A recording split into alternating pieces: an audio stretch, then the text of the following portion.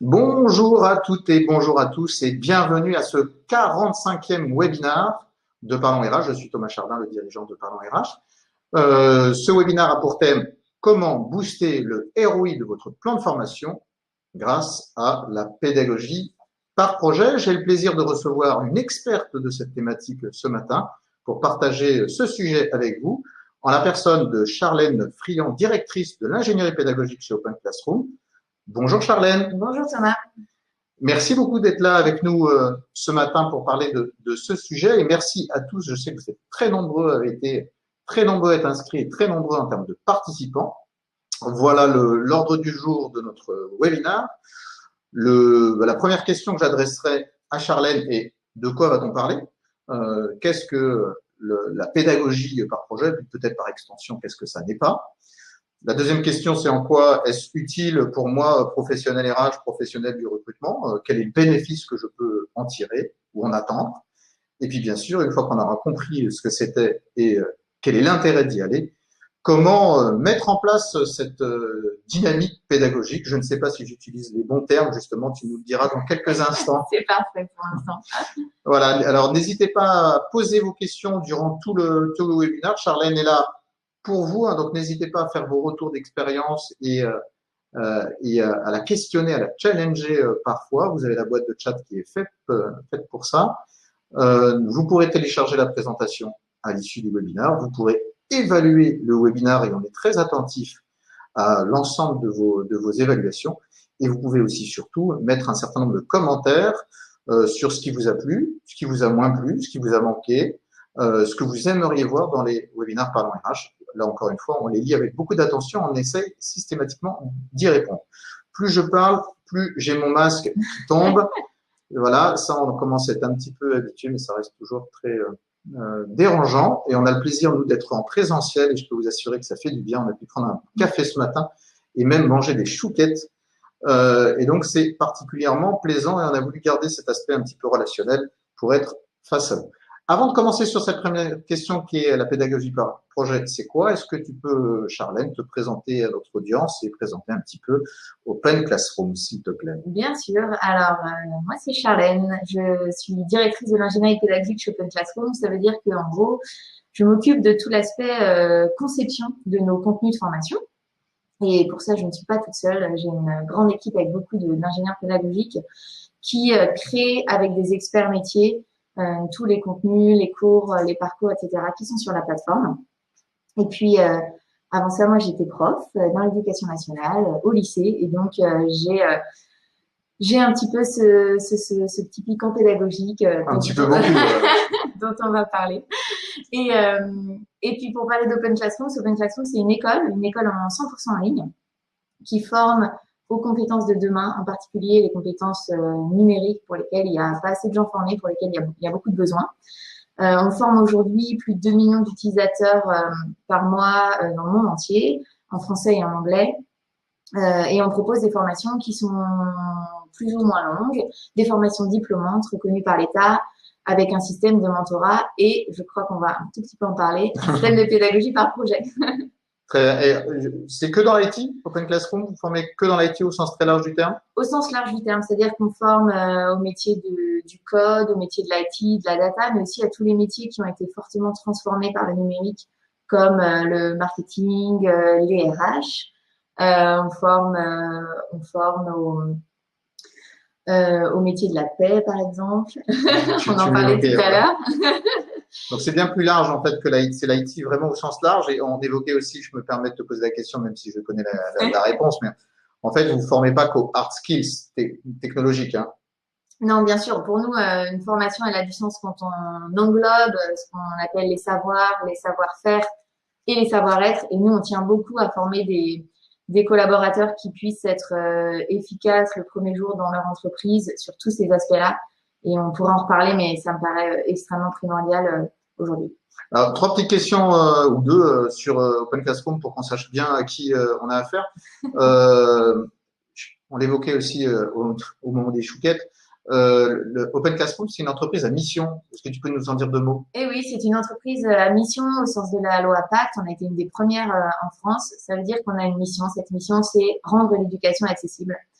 et que on a un comité d'impact qui est composé de toutes les parties prenantes d'Open Classroom, que ce soit les employés, mais aussi les étudiants, les mentors, les clients, les fournisseurs, etc., qui vont évaluer est-ce qu'on participe à notre mission ou pas, qui vont nous faire des rapports d'impact et puis pour nous indiquer aussi où est-ce qu'on devrait aller pour aller plus loin, pour rendre encore plus la formation et en particulier la formation professionnelle accessible. Donc, mesdames et messieurs, vous avez donc face à vous une experte qui est d'une vraie entreprise à mission.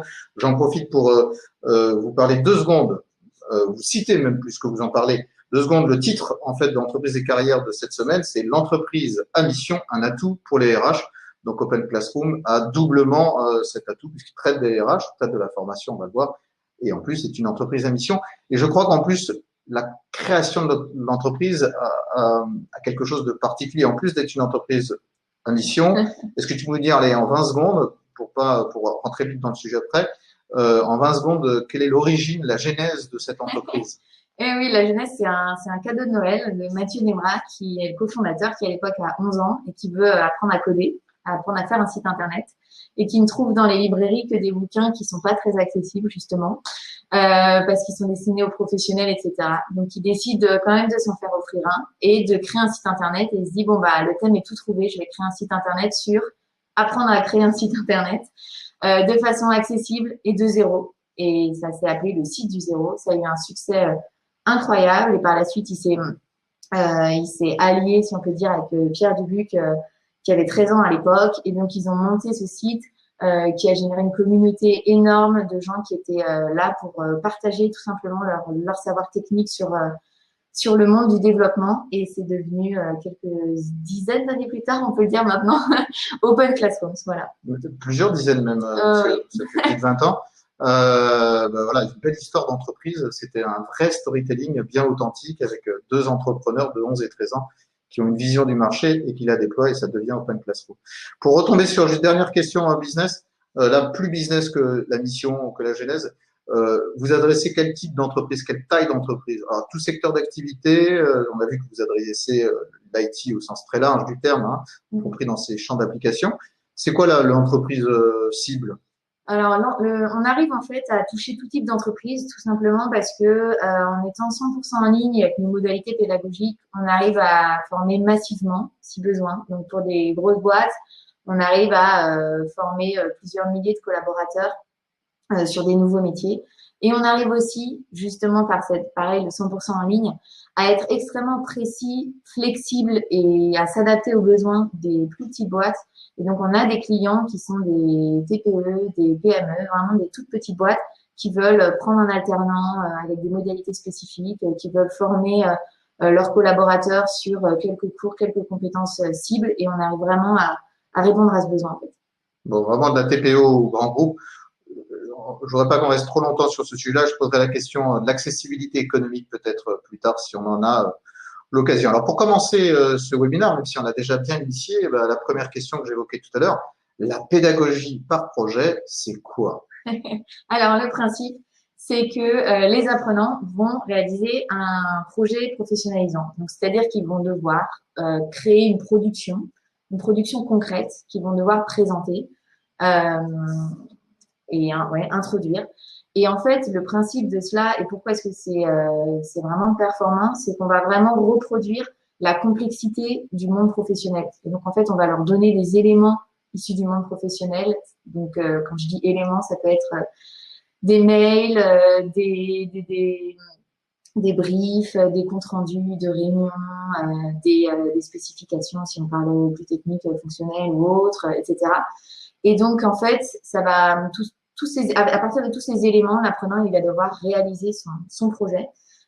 Et tout ça, ça va donner un petit peu du sens et ça va déjà le mettre dans la complexité du monde professionnel tel qu'on l'est. Et ça permet aussi de se centrer sur les compétences. En gros, si on veut vérifier si on veut que la personne, elle apprenne, on parlait tout à l'heure, à monter un site internet, à créer un site internet, on va lui faire un site internet. Et donc, on va vraiment être uniquement sur les compétences et que sur les compétences, tout sur les compétences. Il y a rien qui va déborder, qui va dépasser. Et ça, c'est vraiment propre à la pédagogie par projet.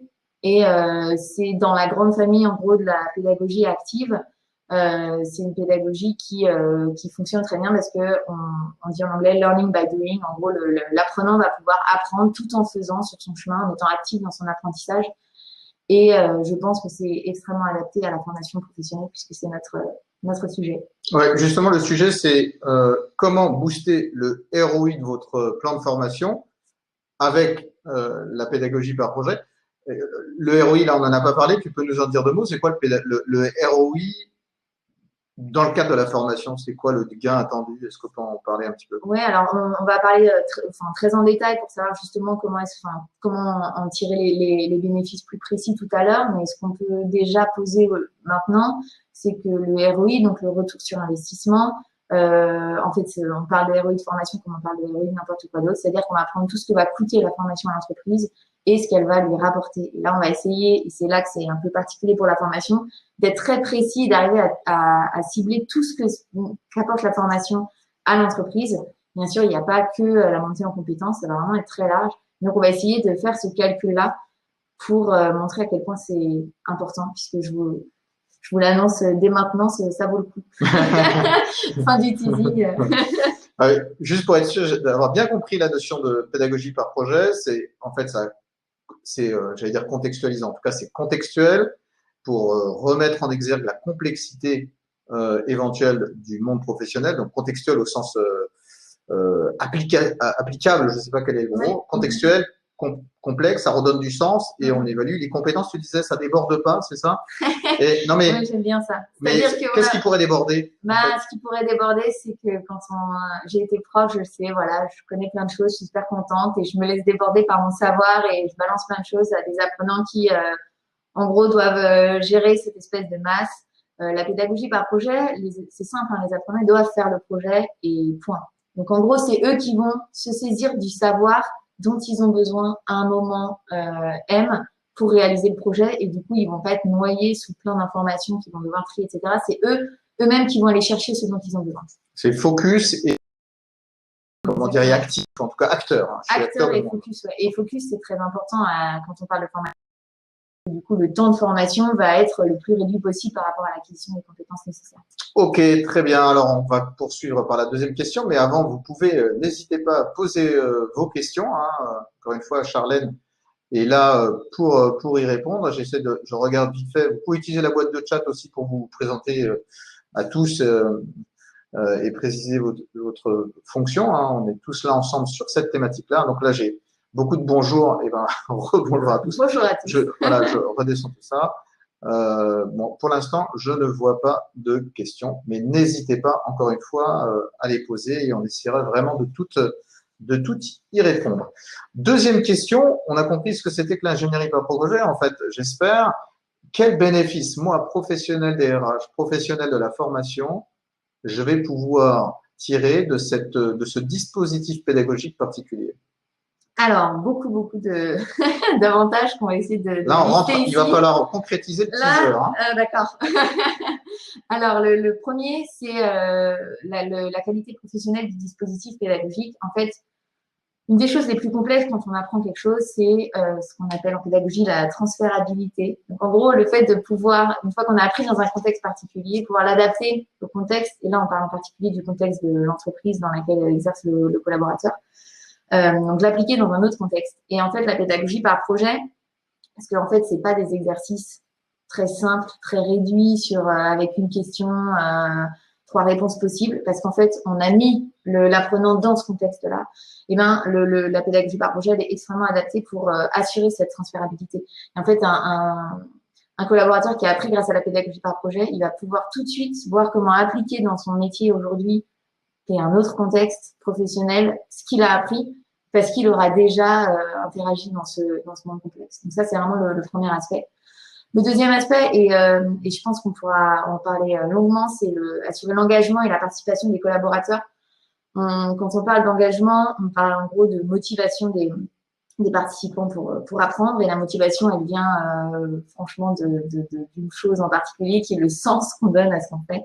La pédagogie par projet, c'est simple, le sens, on le donne d'abord. On dit pas apprenez ça, vous verrez, super important, ça vous servira vachement plus tard. On leur dit vas-y, crée un site internet Et du coup, bah oui, tu vas devoir apprendre des choses pour pouvoir le réaliser. Et donc, du coup, ce sens, grâce au livrable concret qu'on cherche à faire faire aux apprenants, il est directement donné et forcément, ça favorise un engagement qui est extrêmement fort.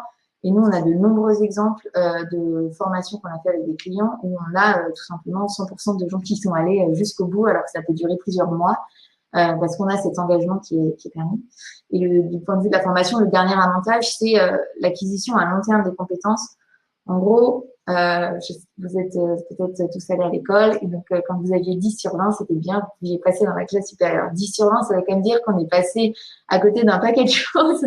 Et la pédagogie par projet, elle, en fait, elle permet d'éviter ce côté-là, parce qu'en gros, quand on a fait un site internet, ben, on l'a fait de A à Z, on a tout fait, et on n'a pas juste compris la moitié. Et du coup, c'est bon, on a 10 sur 20, on peut passer. Donc, il n'y a pas de déperdition dans l'acquisition des compétences? Bah, il y a 100% des compétences qui Ouais. sont acquises parce Ouais. que sinon, on n'aurait pas pu faire le site internet. Et donc ça permet tout simplement que, bah, à long terme, les compétences, elles soient là. Et on a en plus une preuve pour pouvoir dire, voilà, j'ai fait ce site internet, donc en fait, voilà comment je l'ai fait, je peux vous le présenter. J'ai une preuve de l'acquisition à long terme de ces compétences. Donc ça, c'est les bénéfices au niveau de la formation. On va y revenir peut-être au travers des questions. Encore une fois, n'hésitez pas. Si vous n'en avez pas, moi, j'en aurai. Au niveau de l'entreprise, quels sont les bénéfices de la pédagogie par projet? Alors, du coup, on parlait tout à l'heure d'acquisition des compétences. Ben, forcément, le bénéfice, il va être d'un point de vue de la performance des formations, de ce qu'elle peut amener, de l'outcome, si je fais un petit anglicisme, qu'elle peut amener. Et on va ici pouvoir être aligné parfaitement avec les besoins de l'entreprise. En gros, on va pouvoir dire, puisqu'on raisonne par compétences, puisque c'est un petit peu le cœur de la pédagogie par projet, on va pouvoir dire, voilà, moi, ce que je voudrais que les collaborateurs sachent faire, c'est très concret. Et du coup, on va pouvoir aligner les besoins avec ces compétences-là et forcément, la performance va s'en faire ressentir. Ensuite, on parlait tout à l'heure d'engagement des collaborateurs. Bah, le pendant de cet engagement-là, c'est la rétention et le recrutement, l'épanouissement des collaborateurs. Et je pense que c'est pas à vous que je vais l'apprendre, mais que c'est un enjeu aujourd'hui, la rétention des talents qui est extrêmement fort pour tous les RH.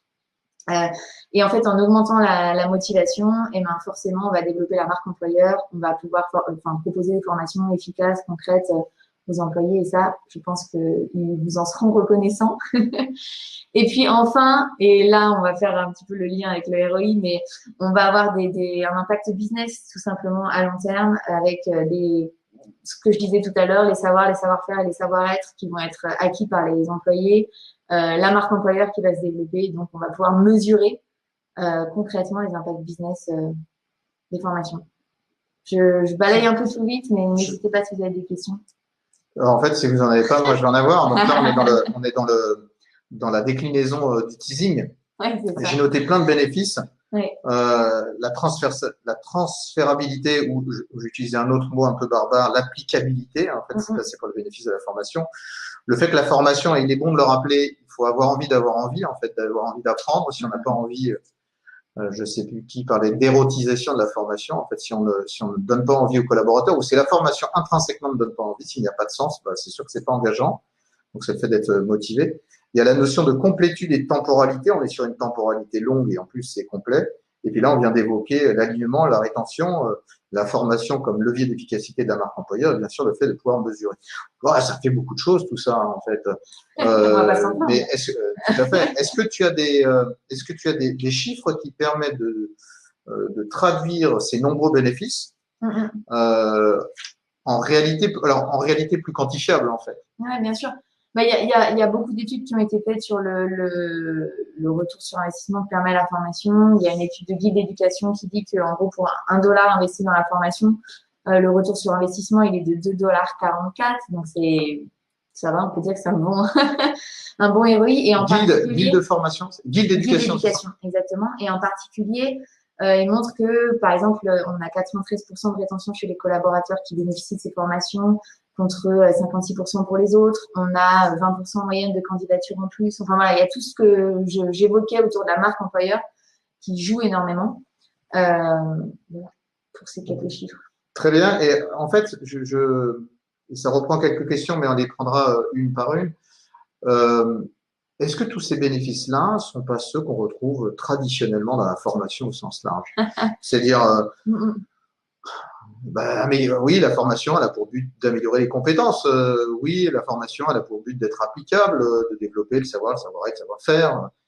Est-ce que là, on n'est pas dans une forme de pléonasme, un peu de pléonasme? Je suis direct parce que la question se pose, en fait. Oui, la question se pose. Et en réalité, enfin, former, c'est toujours une bonne idée, même si on ne forme pas en pédagogie par projet. Après, la pédagogie par projet, elle est particulièrement efficace et elle est particulièrement efficace dans un contexte de formation professionnelle pour tout ce que j'ai dit, c'est-à-dire meilleure transférabilité, meilleure motivation des apprenants, meilleure rétention des compétences. Et alors là, il y a une littérature scientifique pléthorique à ce sujet qui a étudié la pédagogie par projet dans le secondaire, dans le supérieur, pour la formation professionnelle, etc. Et qui montre qu'il y a des performances plus fortes et une rétention plus forte, des résultats aux examens meilleurs, etc. Donc, on a vraiment, je peux vous donner les chiffres. Il y a une expérience à Pékin qui a montré qu'il y avait 27% de performance en plus sur un sujet très technique qui était l'astrophysique. Enfin, voilà, il y a eu plein d'études comme ça qui ont été faites qui montrent que, oui, de façon générale, la formation, c'est une bonne idée. Vous allez avoir un bon retour sur investissement, mais la pédagogie par projet, franchement, elle accélère ce ROI et elle permet vraiment un retour sur investissement encore plus fort. Alors, il y a une question, je crois, de Nathalie, et donc je m'en saisis, même si encore une fois, j'oublie pas les autres. Qui te dit, est-ce que tu as un autre exemple que la création de sites? Est-ce que tu as des exemples par rapport à ces bénéfices-là? Je vais préciser, je me permets, Nathalie, de rentrer un petit peu plus dans le détail. Est-ce que tu as des exemples opérationnels de pédagogie par projet et puis pour qu'on concrétise encore plus la chose?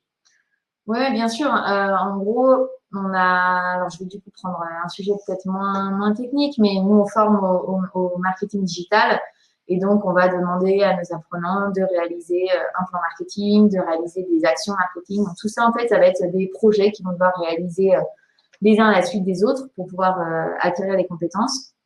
On a travaillé, on forme aussi, qu'est-ce que je pourrais vous donner comme exemple, au community management. Et donc, on va mettre les apprenants face à face directement avec des postes à créer, un plan éditorial à réaliser, etc. En gros, la pédagogie par projet, si vous voulez d'autres exemples, vous prenez ce que vous faites dans votre métier, vos activités métiers. Et en gros, c'est ces activités et métiers-là que les pédagogues qui mettent en place cette pédagogie par projet vont reproduire pour pouvoir mettre les apprenants en situation, comme je dis, vraiment, c'est une reproduction du monde professionnel, en fait. Si moi j'étais stagiaire et que je devais apprendre à faire un webinar, donc on me dirait de faire un webinar. En fait. Exactement. On me donnerait des moyens, des outils, des fiches techniques, mais mon projet, ça serait de réaliser un webinar. Exactement. Alors, chez nous, vous serez suivi par un mentor, vous auriez accès à des ressources, des cours, etc. Mais en gros, si vous voulez l'apprendre, je pense que c'est le meilleur moyen de faire. Oui, c'est-à-dire que la pédagogie par projet, il y a quand même toute une ingénierie pédagogique. C'est pas uniquement, vous avez un objectif, réalisez-le et puis démerdez-vous. Pardon de cette expression. Il y a quand même toute une ingénierie pédagogique et des ressources, un mentor, etc. Le premier truc, c'est qu'il faut réussir à bien découper les projets pour que, en gros, ils aient la bonne granularité, que ce soit des projets qui puissent être dans un bon ordre, qui puissent être exactement dans ce qu'on appelle la zone proximale de développement, c'est-à-dire suffisamment difficile pour que ce soit un peu challengeant, pas trop difficile pour que ce soit pas décourageant. Ça, c'est assez complexe à mettre en place. Et donc, les ingénieurs pédagogiques, ils vont découper les activités métiers comme ça en projets qui vont aller crescendo. Et puis, il y a le système de mentorat, nous, on crée des cours en ligne qu'on met à disposition des apprenants, etc. Bien sûr. Alors, il y a une question de Marie-Bénédicte qui est comment se construit la pédagogie par projet. Ça tombe bien, c'est le point 3, mais avant, je voudrais prendre quand même les autres questions qui ont lieu sur cette thématique-là. Donc, je vais essayer de remonter si j'y arrive.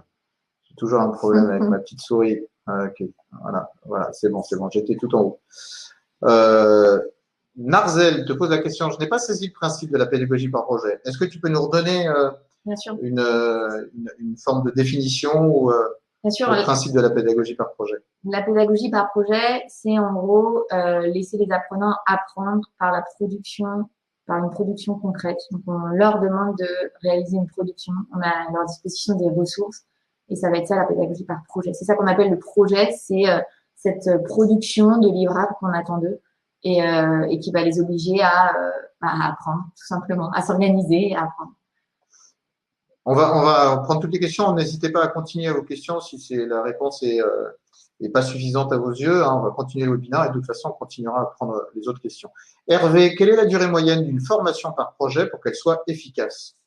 Franchement, ça peut partir d'assez bas, c'est-à-dire 1, 2, 3 jours de formation. Si c'est sur des compétences qui sont un peu fines, une granularité assez fine, et puis ça peut s'allonger. Si on apprend un nouveau métier de A à Z, ça prendra un tout petit peu plus de temps. Je sais pas, c'est peut-être une question bête, mais le max, c'est quoi? C'est Bah, 1 an? C'est 12 mois? Ouais, le max, nous, on a pour apprendre un métier de A à Z, oui, c'est 12 mois, et après, en apprentissage, ça peut monter jusqu'à 2 ans, puisqu'on a une période d'entreprise. Okay. Ouais, bien sûr. De 2 jours à 2 ans. Voilà. Mais bon, c'est vrai que c'est effectivement, non, bah oui, mais c'est effectivement très variable en fonction de la nature du projet, je suppose. Exactement, et surtout des compétences qu'on veut acquérir, parce que le projet va découler de ces compétences. Mesurer les impacts business, c'est-à-dire de quelle manière ce type de pédagogie se fait le plus ressentir, nous demande Maude. Est-ce que je peux botter en touche parce que c'est un peu ce qu'on va aborder Maude, après ou pas? Maude, on vous répond juste après. Mais Maude, vous pourrez vous plaindre si jamais j'ai mal répondu. N'hésitez pas, Maude. Quelle est l'étude sur laquelle vous vous basez? Alors, il y en a de nombreuses. Peut-être la guide Education, c'est ça? Oui, Guide Education, exactement, sur le ROI de la formation. Voilà, et après… Dans les commentaires, n'hésitez pas à nous mettre un petit mot là-dessus, et puis on vous répondra de façon plus détaillée sur l'ensemble des sources qui auront été citées ou utilisées. Ce sera plus facile de vous répondre là plus spontanément. Tac. Gwenaël, j'ai l'impression que ces formations sont plus ciblées pour une population cadre ou agent de maîtrise. Est-ce que vous avez des expériences sur la population opérateur? Oui, c'est vrai. Est-ce que ça cible tout le monde? Ça cible de la TPE au grand groupe. OK. Mais est-ce qu'en termes d'apprenants, qui ça cible particulièrement? Eh bien, franchement, non, ça cible aussi tout le monde. C'est peut-être une réponse un peu facile, mais on a aussi nous, on forme aussi à des métiers comme celui de technicien informatique, comme celui de gestionnaire de paie, etc. Des métiers qui sont pour lesquels on forme juste après le bac, en fait. Voilà. Et comme je vous disais, il y a aussi des exemples, je viens de là, mais du secondaire et du primaire de pédagogie par projet. Donc, franchement, en gros, ça répond à la manière dont notre cerveau il est fait et dont nos leviers de motivation sont faits. Donc, je dirais vraiment que ça répond à toutes les populations. Hervé te pose la question de comment est-ce qu'on mesure la montée en compétences? Alors, ça, c'est extrêmement important. On va en parler tout à l'heure. Je rebotte en touche. Voilà. Alors, il y a d'autres questions, évidemment. Je ne vous oublie pas. On va traiter la troisième question et puis on verra si tu as répondu ou pas. On va le faire dans ce sens-là. Attention, c'est challenging. Donc, on a vu ce que c'était. On a vu quels étaient les bénéfices. On a vu qu'ils étaient nombreux. Mais comment est-ce qu'on met en place une démarche de ce type? Par quelle étape il faut passer? Et du coup, ouais, sur cette slide, c'est la slide qui s'appelle En amont. Et voilà. Et elle est extrêmement importante. Et en fait, c'est une des clés pour mettre en place ce type de pédagogie par projet. Si on veut que ça ait un ROI important, c'est vraiment ce travail en amont. Vous voyez ici différentes étapes. La première étape, c'est une évaluation initiale. Et ça répond à la question d'Hervé, comment est-ce qu'on mesure la montée en compétences? Déjà, il faut pouvoir savoir où on en est au début. Donc, mesurer où en sont les collaborateurs pour le moment. Non, mais concrètement, pardon, je te coupe. Non, mais comment je fais ça? Comment, concrètement? Alors, ça veut dire quoi évaluer en amont? Ça peut être fait de plusieurs manières. En gros, ça peut être fait directement par les managers au cours de tous les entretiens d'évaluation de la performance, etc., qui sont faits de façon régulière dans l'entreprise. Ça peut être fait aussi de façon particulière avec des tests de positionnement, avec des questions techniques, etc. Ça permet de savoir où on en est. Ensuite, on va savoir où est-ce qu'on veut aller et qu'est-ce qui va faire qu'on considère que la montée en compétence, elle se fait. Et du coup, la personne qui commande en cours la formation, elle va se dire qu'est-ce que j'en attends, qu'est-ce qui fait que je considérerais que la formation elle est réussie ou pas. Les collaborateurs, mes commerciaux, parce qu'on forme aussi mes titres commerciaux, ça fonctionne aussi. Eh ben, je veux qu'ils aient 30% en plus de leads ou etc. Je veux que mes techniciens informatiques ils répondent en moins de temps aux tickets ou alors qu'il y ait moins de bugs, etc. Et donc, ces critères-là, ils doivent aussi être posés en amont. Ensuite, côté business, qu'est-ce qu'on en attend en termes de KPI généraux de l'entreprise, en termes de, je sais pas, d'évolution du chiffre d'affaires, etc. Étape suivante, et là, ça reboucle un peu avec ce dont on a déjà parlé, c'est quoi les attentes des collaborateurs aussi, les attentes individuelles.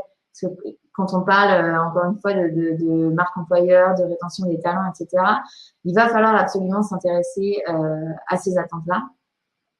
Et du coup, quand on fait tout ce cercle-là, en fait, passer ce temps-là en amont, ça vous permet de penser à un ROI qui est complet, en fait, qui couvre tous les aspects et pas seulement le ROI juste concret de « ah oui, je voudrais qu'ils sachent faire ça », etc. Ça vous permet vraiment de faire tout cet arc pour que la formation participe à la performance de l'entreprise, tout simplement. Je crois que tu as un slide derrière, c'est ça?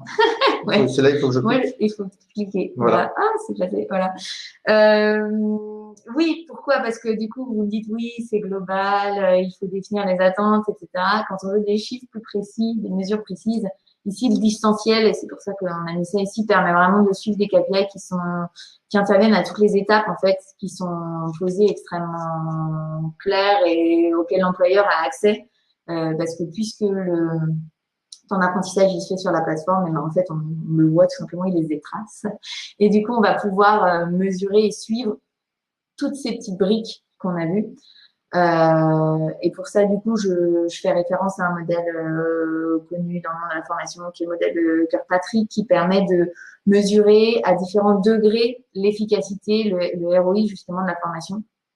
Le premier degré, il faut pas du tout il est extrêmement important, il faut pas du tout laisser de côté, c'est les réactions. En gros, quelle est la satisfaction des apprenants? Est-ce qu'ils sont contents ou pas d'avoir fait cette formation? Et encore une fois, bien sûr que c'est pas du tout suffisant, ça ne mesure pas la montée en compétences, mais c'est quand même extrêmement important, utile de savoir si nos talents sont contents. Nous, on mesure par exemple le NPS de nos formations, donc le Net Promoter Score, qui est très élevé, j'en suis fière. Des formations. Ensuite, on a le deuxième niveau qui est celui des apprentissages. Justement, est-ce que l'acquisition des compétences, elle a été faite? Et pour ça, Hervé, je rebondis ici sur votre question. La mesure, en fait, l'avantage de la pédagogie par projet, c'est qu'il y a des preuves. En fait, sinon, si on est dans des apprentissages centrés, par exemple, sur les savoirs, et qu'en fait, on fait répondre à des quiz à nos collaborateurs, en fait, on n'est pas du tout sur le même niveau d'apprentissage. Ici, on va avoir le collaborateur qui va pouvoir dire, eh bien, j'ai fait un plan marketing, voilà un exemple de ce que moi j'ai produit, et donc du coup, j'ai vraiment acquis ces compétences-là. Le niveau suivant, c'est celui du comportement. Là, quand on parlait de transférabilité, c'est en gros, comment est-ce que ça change beaucoup plus fondamentalement, durablement, le comportement des collaborateurs, parce qu'ils vont mettre en œuvre du coup ce qu'ils ont appris. Et là, on a des exemples, nous, on a travaillé avec un grand groupe d'assurance qui a décidé d'aller plus loin. On avait commencé avec des petites cohortes d'une vingtaine d'étudiants qui a décidé d'aller plus loin, parce qu'en fait, ils voyaient que par la pédagogie, par projet, ils arrivaient à appliquer dans le contexte concret de cette boîte d'assurance les nouveaux les comportements attendus, en gros les nouvelles compétences qu'ils avaient acquises. Et on arrive enfin du coup au résultat, au KPI globaux, et c'est là qu'on peut dire $1 investi. Si $1 investi dans la formation, c'est $2,44 de retour sur investissement, toute pédagogie confondue. Je pense qu'on peut espérer que si on tape sur une pédagogie qui est centrée sur les besoins, les compétences, qu'on a fait tout ce travail en amont pour le mettre en place, on aura un retour sur investissement qui est très fort. J'ai beaucoup parlé. Mais... Non, c'est le but. C'est l'objet. Alors moi, j'ai une question avant de prendre les différentes questions qui sont en ligne. Et encore une fois, n'hésitez pas à continuer à en poser. Je reviens sur le slide précédent. Combien de temps ça met pour passer un peu par toutes ces étapes? Et je rajoute un point. Combien ça coûte? Combien de temps ça dure? Ça dépend vraiment de là où vous en êtes aujourd'hui. En gros, est-ce que vous avez déjà des grilles de compétences par métier, une vision claire de là où vous voulez aller, des besoins en compétences que vous avez, un plan à moyen et long terme. Auquel cas, franchement, en fait, si vous appelez du coup des organismes de formation, ils pourront tout de suite trouver en fait quelles formations peuvent répondre à ce besoin-là. Donc, en quelques semaines, c'est plié. Si vous n'avez pas fait ce travail-là, c'est pas grave. Et surtout, il faut quand même prendre ce temps-là. Ce sera pas du temps perdu. Mais du coup, ça pourra prendre quelques mois, on va dire 2, 3, 4 mois pour passer à travers ce cycle-là. Ce que je comprends bien, c'est que la durée du projet de la pédagogie par projet, je veux dire du comme plan ça, de formation, en gros, tout simplement. En fait, c'est fonction de mon degré de maturité, de compréhension et de connaissance de là où j'en suis aujourd'hui. Donc, que je sois TPE, PME ou en groupe, si j'ai aucune vision de mon état initial et aucune vision des critères d'évaluation, etc., de mes attentes business, de l'évaluation des collaborateurs, ça me demandera plus de temps, plusieurs mois, tu dis, c'est ça? Oui, plusieurs mois. Nous, on a vraiment eu des cas où on avait une boîte de conseil qui était, en fait, qui avait déjà la liste des compétences, c'était en data. Et nous, on a pu mettre en face tout de suite des éléments de formation. En quelques mois, c'était fait. Et ça a très bien marché. Et l'application dans l'entreprise a très bien marché. Enfin, pareil, le pilote a été étendu.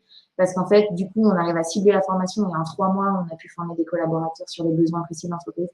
Et parfois, ça dure plus longtemps. Et je pense comme dans plein d'autres entreprises, en gros, il faut faire ce travail-là avec la boîte qui vous propose des formations pour vraiment faire l'aller-retour avec les besoins pour être sûr que ça s'aligne bien. Encore une fois, si on loupe cet aspect-là, le ROI, franchement, il sera pas bon. Enfin, il faut vraiment, voilà, prenez ce temps-là si besoin. Bah oui, comme à chaque fois, le succès est beaucoup dans la préparation, dans l'organisation et dans la structuration en amont. C'est ça. Je sais pas si c'était pour botter en touche ou pas, mais tu n'as pas répondu aux questions du tarif. Ah, pardon, je l'avais oublié. Alors, je peux pas parler de façon générale, je peux parler pour Open Classroom. Oui, nous, nos formations, si on parle de pédagogie par projet avec l'aide d'un mentor, l'accès à une certification, ça commence autour de 2000 € pour une formation sur un bloc de compétences qui peut durer de 1 à 3 mois, on va dire, avec, pas à temps complet, hein, de 1 à 3 mois avec, je sais pas moi, une journée de formation par semaine. Et puis, si on parle d'un reskilling complet, donc en gros une reconversion complète, ça peut monter jusqu'à 10 000 €, un peu plus. Si là on part sur vraiment des temps longs d'1 an, 2 ans. Le reskilling, c'est le fait de se reconvertir complètement dans un métier, c'est ça? D'apprendre, de A à Z un nouveau métier. D'accord. Ça, c'est 10 000 €, en gros. Hein, c'est pas un tarif exact.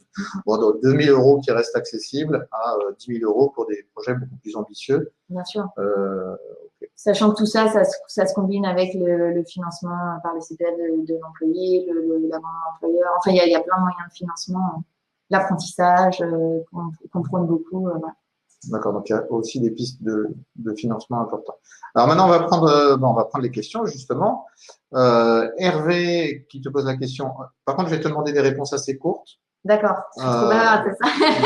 Non, mais c'est pour garder du rythme. Est-ce que cela s'applique à de la formation technique? Oui. Ah bah ça c'est court.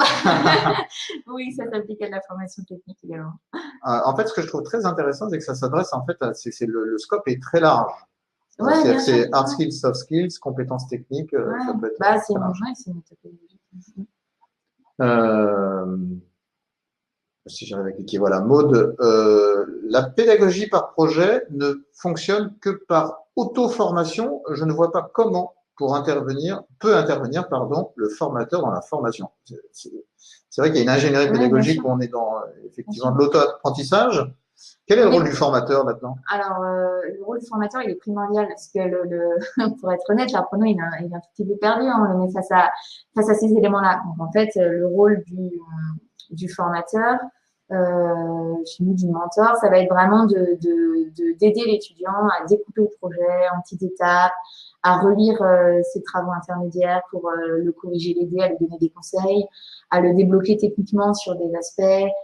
Donc, il y a vraiment, en fait, le rôle du formateur, il va simplement pas être de donner le savoir comme ça de façon descendante. Il va plutôt être à côté de l'apprenant, regarder ce qu'il fait et l'aider à se débloquer, à avancer plus vite. Et c'est lui qui monte aussi l'ingénierie pédagogique ou ça c'est fait Non, chez nous, c'est séparé. En gros, moi, j'ai des ingénieurs pédagogiques qui conçoivent toutes les formations. Et chez nous, les mentors, c'est des experts du métier. Donc, en gros, si vous voulez devenir chargé de gestion RH, et ben en fait vous allez être suivi par des chargés de gestion RH qui le sont par ailleurs actuellement et qui vont vous donner des petits tips un peu du métier. Sans utiliser de gros mots, c'est des coachs, en fait. C'est des coachs, formateurs, mentors. Oui, je sais pas ce que tu mets derrière, mais oui. En fait, c'est d'accompagner, Oui. c'est pas de donner la réponse, c'est d'amener l'autre à se poser la question. Ouais, exactement. Bon, après, oui, on est loin de l'image du professeur du 19e siècle, mais bon, j'espère qu'on est passé à autre chose. Euh, Gwenaël, comment évaluer les soft skills qui ont été utilisés pendant cette formation par projet? C'est sûr que c'est un peu plus compliqué que les hard skills. On va pouvoir difficilement passer par des petits quiz techniques, etc. Euh, Moi, je pense qu'on peut, enfin, en gros, on peut les évaluer par la preuve. C'est toujours pareil. C'est que quand on passe par la pédagogie par projet, on a un livrable. On peut dire, voilà, moi, j'ai travaillé en équipe pour ce projet-là. Donc, j'ai mis en œuvre tel et tel soft skills. Moi, j'ai mis en œuvre le soft skills de prise de décision parce qu'en fait, au cours de mon apprentissage, j'ai dû choisir entre ça et ça, entre telle et telle méthodologie. Donc, je pense que par la preuve, c'est une bonne réponse. Je connais, mais je t'ai demandé des réponses courtes, donc je vais aller. J'essaye. Ouais. Oh là là, il y en a encore plein. Oh là là. Ouais, je suis obligé de les prendre un peu au hasard et je m'en excuse. Amy, c'est au RH de mettre en place la pédagogie par projet ou au formateur? Je Bon. voulais pas ouvrir un grand débat entre est-ce que la formation est à la RH ou pas. Ma réponse, c'est que, enfin, tout dépend de ce qu'on met derrière RH, mais enfin, pour moi, effectivement, il faut que ce soit des formateurs ou des ingénieurs pédagogiques, en tout cas des professionnels de l'ingénierie pédagogique, en gros, parce que c'est un métier, tout simplement. Et donc, du coup, c'est assez complexe de concevoir une formation pour que l'apprenant puisse s'orienter là-dedans. Voilà. On va essayer de faire des réponses très courtes. Est-ce que c'est de l'auto-formation encadrée?